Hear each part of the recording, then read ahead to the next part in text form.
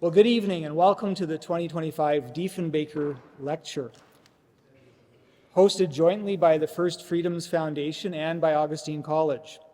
My name is Paul Kronberg, and I'm a faculty member at Augustine College, and I'll say a few words before Barry Bussey of First Freedoms Foundation introduces his organization and tonight's speaker, Bob Plamondon.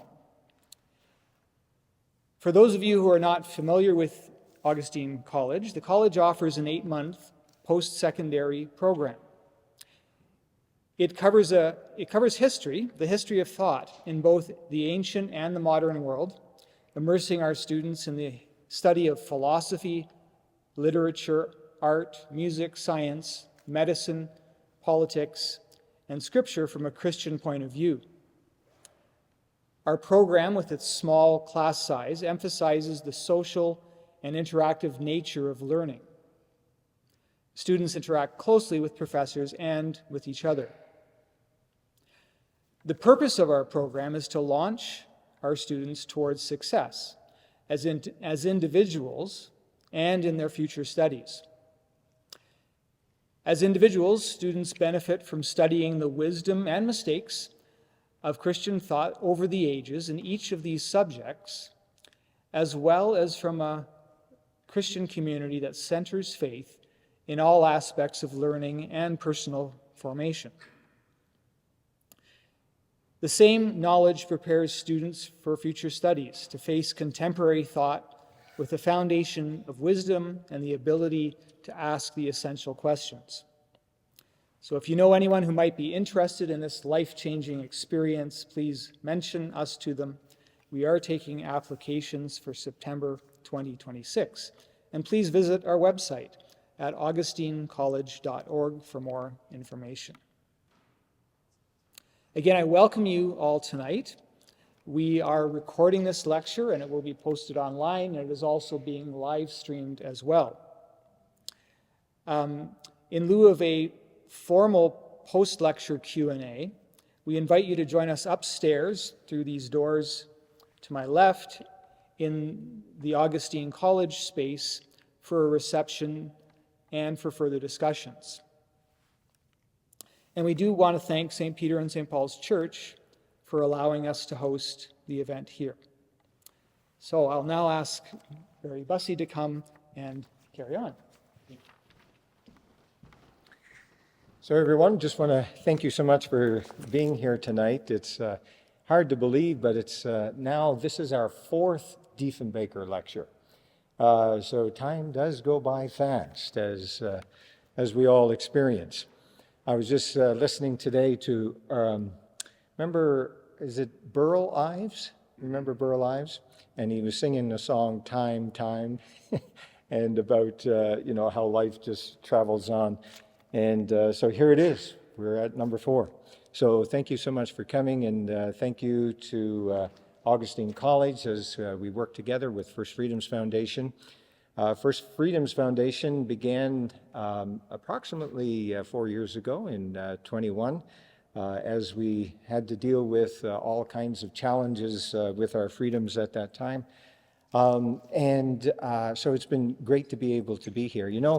The 13th Prime Minister of Canada, John Diefenbaker, we chose to use him as the individual for this lecture series, as kind of like the brand, simply because he was the first populist Prime Minister from the prairies. How's that for an alliteration?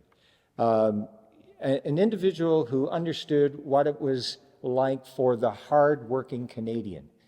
He resonated well with the farmers because of his family that homesteaded out west. He also resonated well with the immigrants because he noticed, as being raised up out west, even though he was born in in Ontario, his great-grandparents were in Upper Canada at the time. But nevertheless, he recognized the importance of immigration and trying to ensure that there be no discrimination. He said that very early on in life that he would want to get something that would support them, like a Bill of Rights, even though he didn't get his constitutionally enshrined Bill of Rights. He did get a legislation passed, which is the Canadian Bill of Rights, which, in my opinion, if it were enshrined in the Constitution, I think we would have had a much more robust individual freedoms than we do currently under the charter regime. But anyhow, so tonight we are blessed to have Bob Plamondon, who has written a book. He's written a number of books, as you see over here, but this Freedom Fighter is an excellent book, and you need to make sure that you get a copy tonight, because right after our presentation, he'll be selling those. Now, I'm also bringing again my book on 210 Celsius, which I'm handing out for free for those who sign up for our newsletter. So if you sign up for the newsletter, I'll give you a free copy of 210 Celsius. We are so thankful you're here. Thank you so much, Bob, for coming. And we give the time to you. And let's welcome Bob, shall we? Thanks. Thank you so much. Good. Thank you, Barry. Being in a church brings to mind something that John Diefenbaker's mother thought of for her son. She did not want her son to become a politician. She thought a much higher calling for John Diefenbaker, for her son, was to be a man of the cloth. And she imbued him with a number of qualities and characteristics that guided him throughout his life. For example, an aversion to debt, to living within one's means was critical to John Diefenbaker. And temperance, an abstinence from alcohol, was something that he grew up with and that he sustained over his life. To the point, and I'll tell a story, John Diefenbaker, surprisingly became Prime Minister in 1957. And through my remarks tonight, I'll remark on how surprising it was that he became Prime Minister in 1957. And not long thereafter, he found himself before the Prime Minister of Great Britain, Winston Churchill, a towering figure, and he idolized Churchill. So to be in the man's presence was almost overwhelming, not quite for Diefenbaker, because he did have a rather high impression of his purpose in life and his destiny.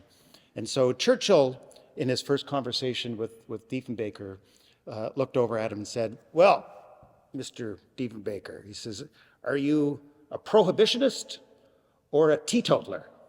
And Diefenbaker said, "Well, I'm a teetotaler." And Churchill replied, "Well, that's good. You'll hurt no one but yourself."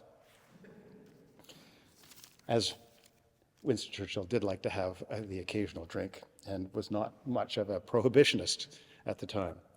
So, John Diefenbaker, I'm delighted that you have a lecture in his name, in that for the longest period of time, John Diefenbaker did not enjoy a high reputation or good press. He was a bit of a punching bag for the journalists and, for many academics and people from the CBC and elsewhere.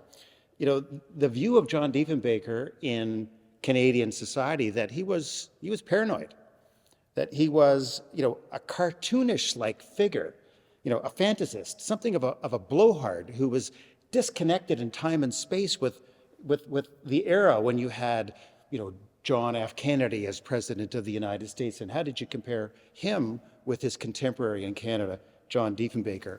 And, he faced a lot of resistance. An Ontario premier said of Diefenbaker, he said, "Sometimes I really think that man is crazy." And his aide, Eddie Goodman, said, "Well, why only sometimes do you think he's crazy?" Dalton Camp, who at the time was president of the Progressive Conservative Party, said of John Diefenbaker, he said, "No Canadian politician before him ever rose so steadily through a succession of humiliations." Now, these quotes, and I can say many others, this wasn't from his opponents in the Liberal Party. This was from his colleagues within the Conservative Party, who thought of him as something of an outsider, a character that did not belong within the Progressive Conservative Party, did not belong on the national political stage. They did not see him as the leader. So, and this was an impression that existed within his party and, largely through other institutions. So there's a distorted image of John Diefenbaker, which is one of the reasons why I wrote this book. What did John Diefenbaker do? What were his contributions to Canada? Are the things that people said about John Diefenbaker true? What does the evidence really show? And of the things that John Diefenbaker accomplished, what has been undone? Or has his legacy been built upon? Has it endured? How does he stand up in the legacy of history?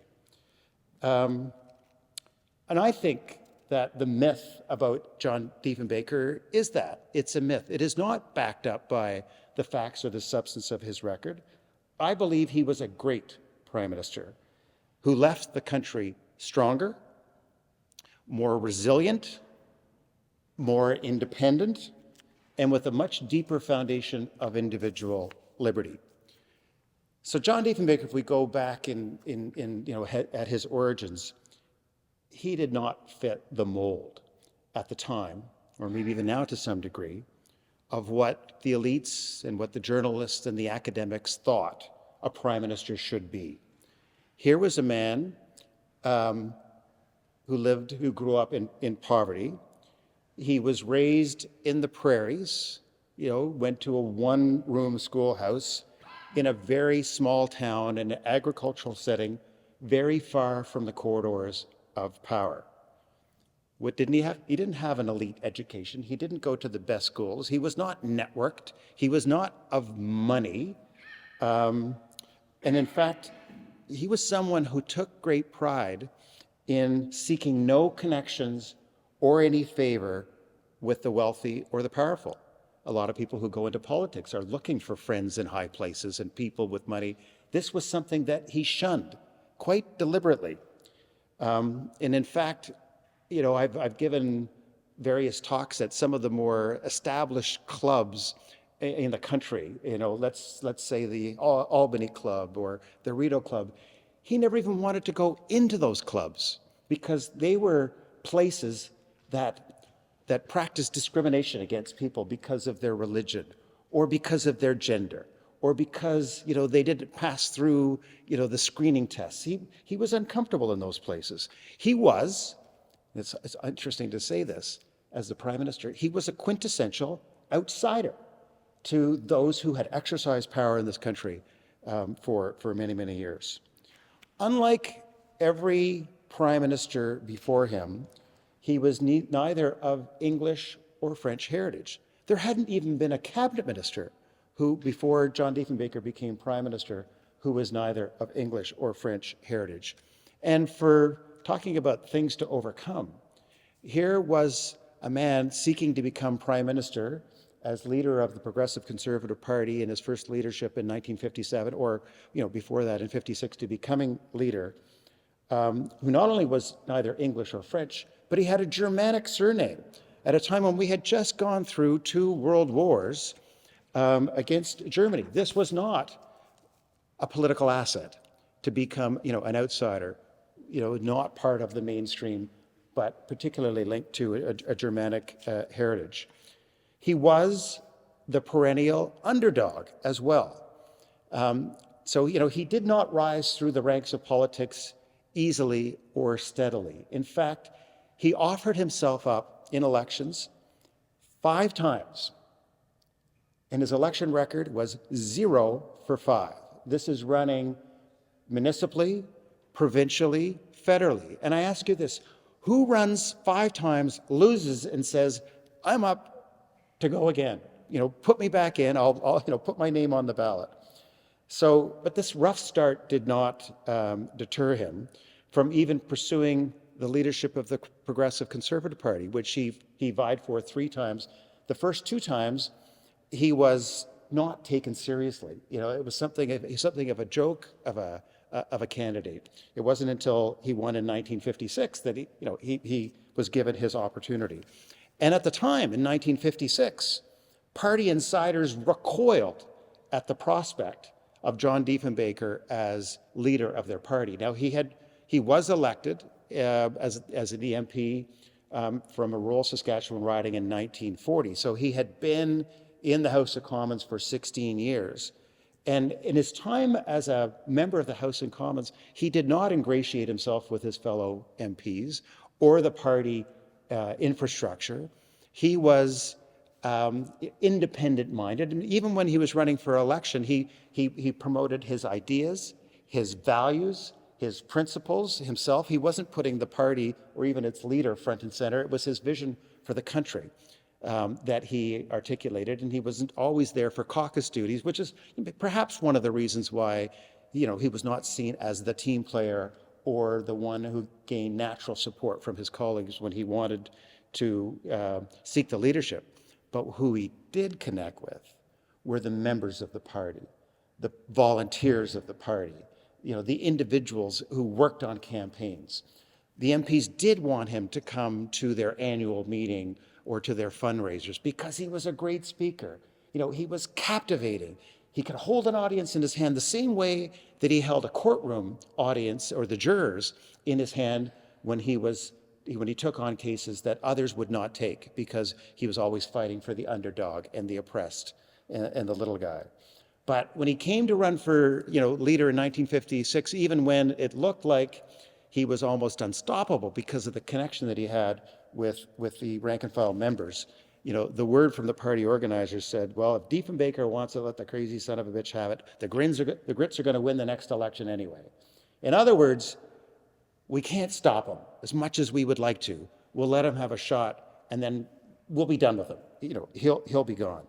But what in the face of losing 5 elections, what in the face of getting completely obliterated in 2 leadership contests, what kept Diefenbaker going? Why did he consider that he deserved a place in the national halls of our parliament? The answer is that John Diefenbaker, from his youth, had a purpose. He had a vision, and he had a sense of destiny, that he belonged. So in the face of that rejection, he kept going. He believed in Canada without discrimination, when that was not what Canadians were talking about at the time. He rejected the idea of hyphenated Canadianism. He didn't even like it when whether it was from a different community or a different part of the world. He didn't even like it when you said English Canadians versus French Canadians. He said, we're all Canadians, and we shouldn't have hyphens between who we are. We're all Canadians. We all belong to the same country. We're all citizens of the same country. He believed in equal opportunity for all. When I say all, it didn't matter who you were, where you came from, the color of your skin, your religion, no discrimination in any form whatsoever. In every single province and in both official languages. He believed all throughout his career in individual freedoms, and that the government should be the servant of the people, to the people, and not its master. He was there to serve the people. He believed in free enterprise. The Progressive Conservative Party, conservatism generally, believes in free enterprise and not a large state. But he also believed, unlike his contemporaries at the time, that there was a role for government to stand up and take care and help support the poor and those who are at a disadvantage for no personal reason, for the vulnerable and those who have been marginalized by the powerful. This was intrinsic to who he was as a person. He would say, I really can't help but stick up for ordinary Canadians. I can't help it because I'm one of them. This was his connection that Barry had referenced, his connection with ordinary Canadians. This is not something politicians of that era were referencing. So just 6 months after winning his party's leadership in 1956, somewhat unexpectedly if you followed the media at the time, he defied all expectations and became Canada's 13th Prime Minister. When I say all expectations, there's even Maclean's Magazine, which was a very, widely read national news magazine at the time, went to press just as the 1957 election was occurring and as they're tabulating the votes, and had in their front page and throughout that, Canada, like it or not, have re-elected another Liberal government because they just could not fathom the prospect that Diefenbaker actually would win. And neither could the Liberals believe that they could lose to John Diefenbaker. But let me just list what he did. Some of his accomplishments after becoming Prime Minister. He did, as was mentioned, pass Canada's Bill of Rights, which was not constitutionally enshrined. And I don't think that itself is an inherent weakness. It was an expression of values. It was a law on which all future laws would be judged against to say, is this consistent or not consistent with all future laws consistent with the Bill of Rights? Is anything that Parliament is doing discriminatory? And it did give the courts power to evaluate government laws and practices and procedures against the Bill of Rights. And in fact, that Bill of Rights was used by the courts to deal with overt discrimination against Canadian Indigenous people, where there was laws that applied to them and not to others. So, for example, if you were off reserve as a Canadian and you were in a state of inebriation, that in and itself was not a criminal act. I mean, there's probably lots of people who were in a state of inebriation, walking the streets, wasn't advisable. But if you're an Indigenous person and you were caught with alcohol off the reserve, that was a crime and you got thrown in jail. Not only did you get thrown in jail, if you were convicted and you did not reveal the source of your alcohol, you got additional penalties. So these were laws of Canada that discriminated against Indigenous people, and Diefenbaker's Bill of Rights was used for that and other by the courts to address systemic discrimination. He removed racist immigration policies. So we had a policy that said, essentially, we're going to accept immigration from countries that are predominantly white. And he said, that's discrimination. We should open our borders to people from throughout the world, not without, protocols around what our labor needs and how we could successfully bring new people to Canada, how many we could absorb. But he ended the aspects of that policy that were discriminatory. Diefenbaker was a great monarchist. He loved the monarchy. He loved the British traditions. He loved the Commonwealth. He wanted to see a strengthened Commonwealth. But he was the Prime Minister, despite the objections of the British Prime Minister, to lead the expulsion of South Africa from the Commonwealth because of the policies of apartheid. And on that, he was aligned with other members of the Commonwealth who were not predominantly white and in opposition to the British Prime Minister and to the Australian Prime Minister and others. But he did it because he thought it was the right thing to do. He appointed the first woman cabinet minister, Ellen Fairclough, the first cabinet minister of non-French and British origin, Michael Starr, who was from Ukraine and could speak Ukrainian. You had people in Saskatchewan, on the nomination of Michael Starr to the cabinet, and here's a cabinet minister who could speak Ukrainian, who would have tears in their eyes. They say, I'd never thought I would see the day when someone would be speaking to me, in Ukrainian, who has such position of power and has such position of respect in our parliament and in cabinet. He appointed the first Francophone Governor General. He appointed the first Indigenous parliamentarian, James Gladstone, to the Senate of Canada, recognizing that it would be many years before a parliamentary district likely would elect an MP, an Indigenous MP, that I want a respected Indigenous elder to be represented in Parliament, and James Gladstone was nominated. He introduced simultaneous translation in the House of Commons as a genuine act of respect for French-speaking Canadians who could not otherwise hear the debates in Parliament in French. He extended the vote to Indigenous Canadians without requiring them to surrender any treaty rights. The position of the previous Liberal government is you can have the vote, but you have to surrender all your rights, all your status as an Indigenous person, any rights that you have with respect to the reserves on which you live. And Diefenbaker said every Indigenous person should have the right to vote. He implemented government-funded hospital care. Like we hear about the Canada Health Act and Lester Pearson implementing Medicare. It was actually Diefenbaker who began the process by covering hospital coverage, not all medical coverage, but hospital coverage, including funding for mental health, which was, again, not something that was talked about much in the day, that this is something the government should be supporting. And it had been opposed by the previous Liberal administration. As Macdonald had a vision, Macdonald had the great national vision, Diefenbaker brought forward the northern vision, which was to bring his roads to resources and the infrastructure that was necessary to develop our resources and our minerals in the far north. And what might seem an impossible feat today, he had thousands of kilometers of new roads built in the north and rail lines built in the north and ports to unlock for future generations the economic potential of the far north.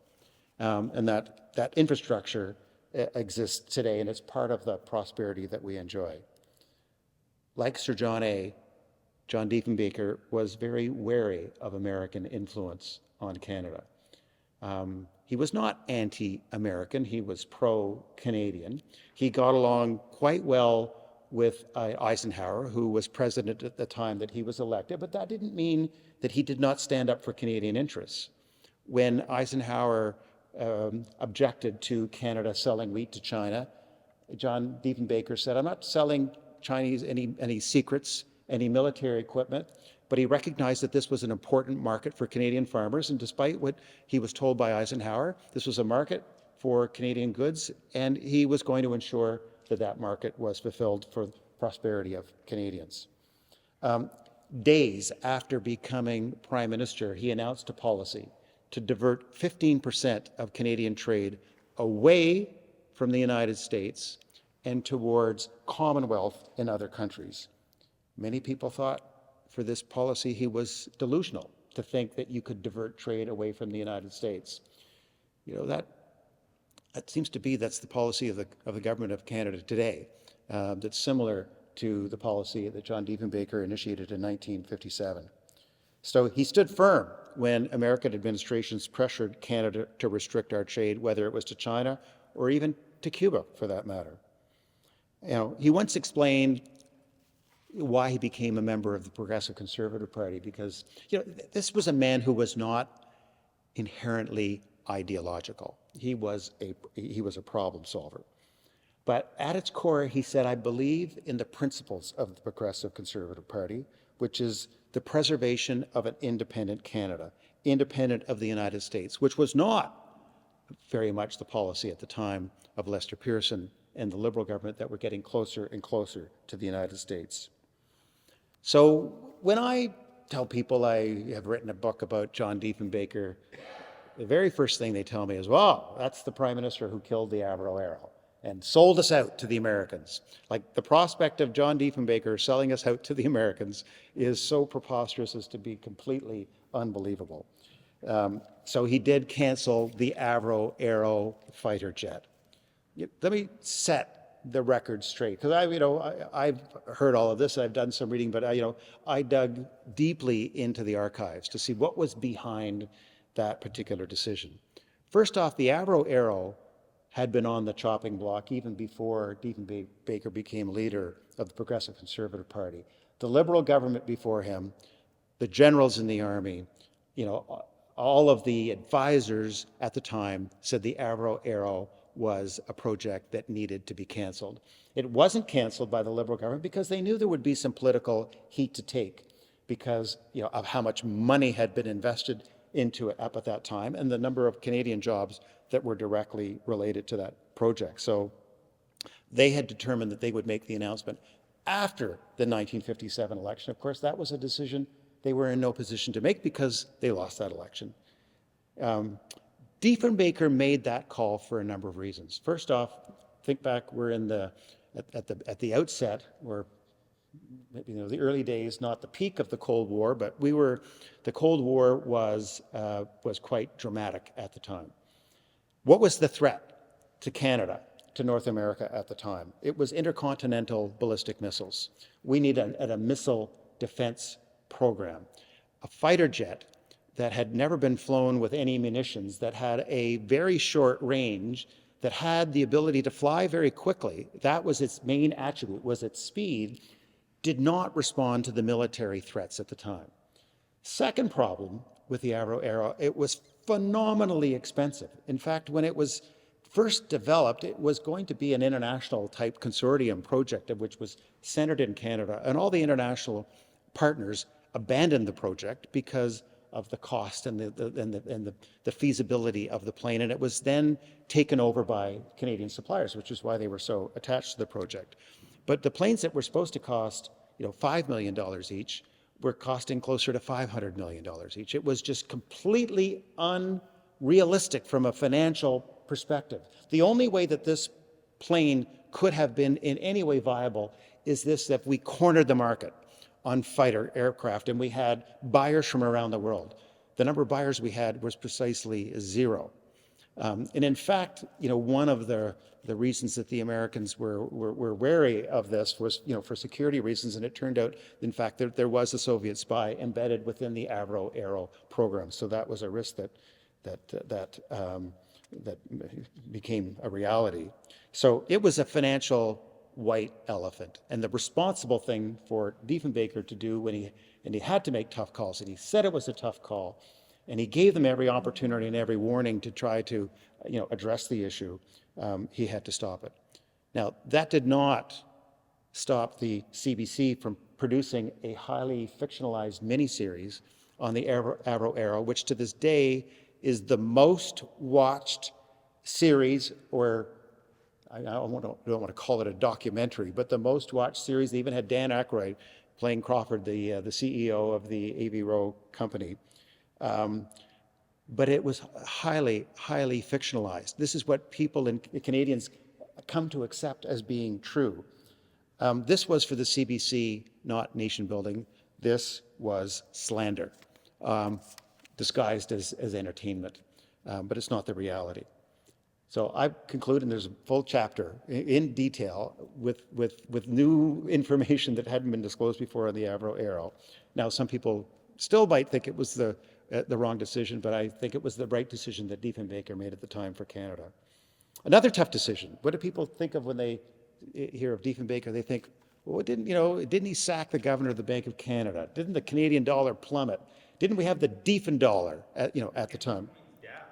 Sorry? So yes, so the governor of the Bank of Canada, James Coyne, who was only the governor of the Bank of Canada, so he's a lawyer, not an economist. The reason why he was appointed governor of the Bank of Canada was because the most senior economist banker, who was the deputy, who was the natural appointee, who had been part of the Bretton Woods Accord, had been part of the foundation of the IMF, who knew everything about banking, Louis Razminsky, there was one thing about him that the Liberal government did not like, and that is he was Jewish. Ultimately, he was appointed governor of the Bank of Canada, but the Liberal government had appointed James Coyne.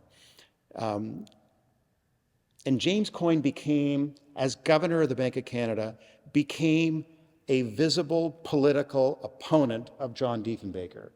He would make speeches across the country criticizing the Diefenbaker government's fiscal policies, what they were spending, the level of the debt, the American ownership of Canadian industries and their extent of control and influence. And he was cautioned not to make these speeches. His responsibility was monetary policy. He was setting interest rates. This was way outside his line. Within his lane, he did one thing that no other economist, well, he wasn't an economist, he was a lawyer, but no other governor of the Bank of Canada, quasi-economist, had ever done before. He united the entire academic community of professors of economics in Canada who value their independence, and they came together jointly and signed a letter to condemn the monetary policies of James Coyne, to say that it was doing damage. And what damage was it doing?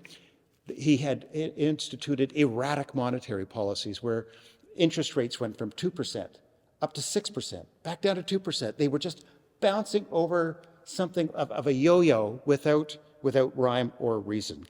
The governor of the Bank of Canada had gone rogue, making political speeches and attacking the government. And so John Diefenbaker passed a bill in the House of Commons vacating the office of the governor of Canada. He used legislation to dismiss the government because otherwise, they have a 10-year tenure. So that's another issue. A third major issue is John Diefenbaker resisted U.S.-controlled nuclear weapons from being stationed on Canadian soil. So in the midst of the Cold War, the U.S. government wanted their nuclear weapons to come onto Canadian soil as part of a deterrence. And that wasn't entirely irrational or unreasonable. In fact, John Diefenbaker signed the NORAD Accord, which is the North American Defense Treaty. So our defenses, were integrated to some degree. The vice commander of NORAD was a Canadian. And we had training exercises with the Americans. So there was no question about cooperation. But for Diefenbaker, it was something else to put American-controlled nuclear weapons on Canadian soil that could be launched from Canadian soil against an adversary without consultation or without the approval of the Canadian government. Diefenbaker wanted to, if those weapons were there, he wanted to have control over their use. But John Diefenbaker did not get along well with John F. Kennedy. John F. Kennedy wanted in a Canadian prime minister someone who was going to say, yes, sir, whenever an American president made a demand. John Diefenbaker would always put Canadian interests first. So that was, at the time, that was quite controversial, these things. Canceling the Avro Arrow, sacking the governor of the Bank of Canada, not accepting American-controlled nuclear weapons. But other than the nuclear weapons, that policy was undone by the Lester Pearson government. We did accept nuclear weapons on Canadian soil after Pearson became prime minister. And famously, Pierre Trudeau, who was going to run in the 1963 election after Pearson changed his mind on nuclear weapons on Canadian soil because it was his position previously that they shouldn't be there, called Lester Pearson the defrocked Prince of Peace, and said that Canada really had the standing and the status and the independence of Guatemala when it came to our relations with the United States. Now, he changed his mind in 1965 and did run, but in 1963, he was quite a critic. But then when Pierre Trudeau became prime minister, one of the first things he did was to return the nuclear weapons to the Americans, and that has been the policy of the Canadian government from 1970 to this present day, the same policy that John Diefenbaker had advocated. So when it comes to conservatives, often I'll give remarks before groups who are more conservative-minded. What conservatives should remember, and I guess liberals too, for that matter, is that Diefenbaker transformed a party of losers into a party of winners. In the 9 elections before 1957, when Diefenbaker won, the Conservative Party had lost 8. They had won 1 of 9 elections.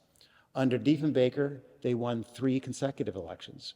They won in 1957, a minority, then the largest majority in proportionate terms in Canadian history in 1958. Diefenbaker was returned against all odds in 1962 and ultimately lost to Lester Pearson in 1963, but held them back to a minority status at a time when his own cabinet was in quite a bit of disarray. And how he did that is quite remarkable. So you think conservatives should have appreciated at least the electoral record of John Diefenbaker. And that success that he realized, especially in 1962, came in the face of the most blatant foreign election interference in Canadian history. President Kennedy from the White House was determined to see John Diefenbaker defeated. He did so overtly and covertly. President Kennedy sent to Canada his main strategic advisor and pollster who had helped him win the election to advise the Liberals. In fact, they issued him a fake passport so that he came across the border under a name that was not recognized. He held meetings in the basement of the U.S. ambassador's residence to which Canadian media were invited.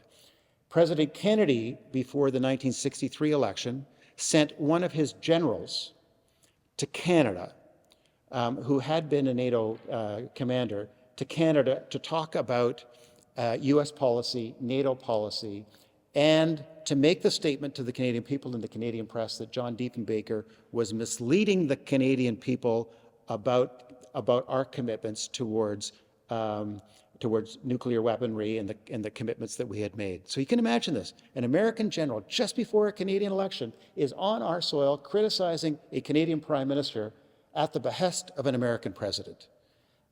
It doesn't get much more interference than that. And in Diefenbaker, he did face a divided cabinet in 1963.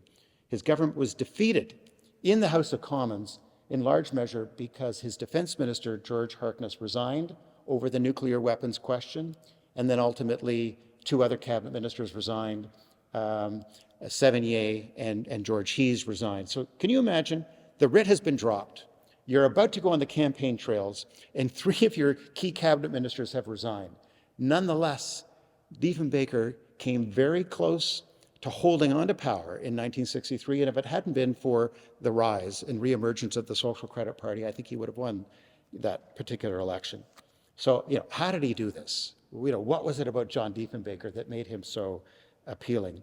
He was a master campaigner. He was a charismatic figure. He defied all expectations. He had an incredible wit. People gravitated towards him. They wanted to hear him speak, and he was very quick with a rebuttal. So when he's in the House of Commons, and a liberal MP snapped at him and asked him if he would take a question, he said, a big game hunter is never distracted by rabbit tracks, diminishing his opponents. On his feud with Dalton Camp, who was while prime minister, undermining Diefenbaker and trying to remove him as leader while he's prime minister, kind of like what Paul Martin did with Jean Chrétien when he was prime minister, try to undermine him and get him to leave. John Diefenbaker said of Dalton Camp, he said, "Psychologists have long since determined that nothing is more disturbing for the human mind than for a person to have his victims still around after an assassination attempt." When 51-year-old Pierre Trudeau married 21-year-old Margaret Sinclair, Diefenbaker quipped, he said, Diefenbaker had two choices. He could marry her or adopt her. When President Nixon called Pierre Trudeau, excuse me in this church, but I'm quoting from history here, President Nixon called Pierre Trudeau an asshole. Diefenbaker defended our prime minister, that a U.S. president should not be, making derogatory remarks about a Canadian prime minister. But then he added, Nixon had demonstrated an excellent knowledge of human anatomy. Diefenbaker could even turn on his successors, remarking that Canada celebrated the International Year of the Child by electing Joe Clark as prime minister in 1979. What endures about John Diefenbaker is much more than his record. It's his unwavering values, his very deep connection to ordinary Canadians, and the legacy, when properly understood, places him on the right side of history. It's a fascinating and largely untold story that every Canadian should know and should appreciate. 6 decades after his time as Prime Minister of Canada, John Diefenbaker remains Canada's freedom fighter and our champion of liberty and independence. Thank you.